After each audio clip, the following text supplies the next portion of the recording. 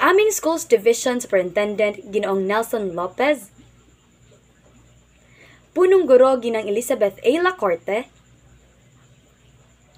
mga guro, mga kapwa ko mag-aaral, at mga minamahal naming mga magulang, magandang umaga po sa inyong lahat. Ngayong araw na ito ay isang espesyal na pagkakataon at pagtitipon-tipon.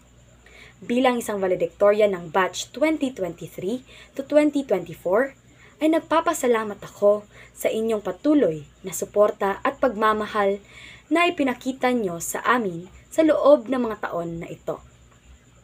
Sa harap ng ating mga magulang, guro at mga bisita, nais kong ibahagi ang aking mga salita ng pasasalamat, pag-asa at inspirasyon. Unang-una sa lahat ay sa ating mga magulang. Sa ating mga magulang, kayo ang aming mga unang guro at gabay sa buhay. Sa inyong walang sawang pagsuporta at pagmamahal, kami ay naging matatag at determinado na abutin ang aming mga pangarap. Kayo ang aming naging lakas at inspirasyon. Sa inyo po, nagpapasalamat ako sa hindi matatawarang pag-aalaga at pagmamahal na ibinigay ninyo sa amin. Pangalawa ay sa aming mga guro. Sa aming mga guro, kayo ang aming mga ilaw na nagbigay liwanag sa aming pag-aaral. Sa inyong dedikasyon at pasensya, kami ay natuto hindi lamang ng mga konsepto at teorya, kundi pati na rin ng mga mahahalagang aral sa buhay. Kayo ang nabukas ng aming isipan at nagpalawak ng aming mga kaalaman. Sa inyo po, nagpapasalamat ako sa inyong mga aral at paggabay na hindi kayang sukatin ng anumang halaga. Pangatlo ay sa aking mga kapwa estudyante. Sa inyo, kayo ang aking mga kasama sa hirap at ginhawa. Sa mga pagsubok at tagumpay na ating pinagdaanan, tayo ay nagtalungan at nagpatibay. Kayo ang aking mga naging kaibigan at kakampi na naging sandigan ko sa bawat hakbang ng aking paglalakbay.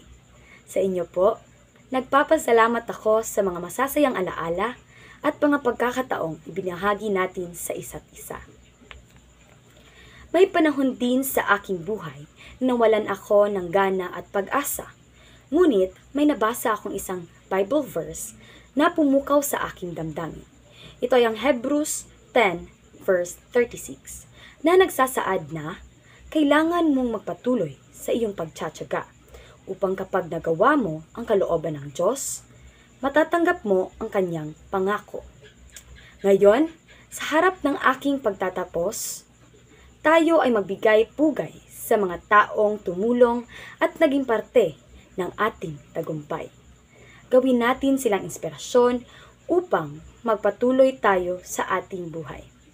Hinahamon ko ang bawat isa sa atin na maging tagapagbago at pag-iinspirasyon sa ating mundong patuloy na nagbabago. Huwag tayong matakot sa mga hamon at pagsubok na dumarating sa ating buhay.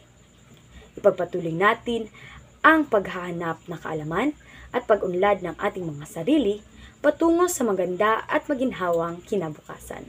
Sa muli, magandang umaga at maraming salamat.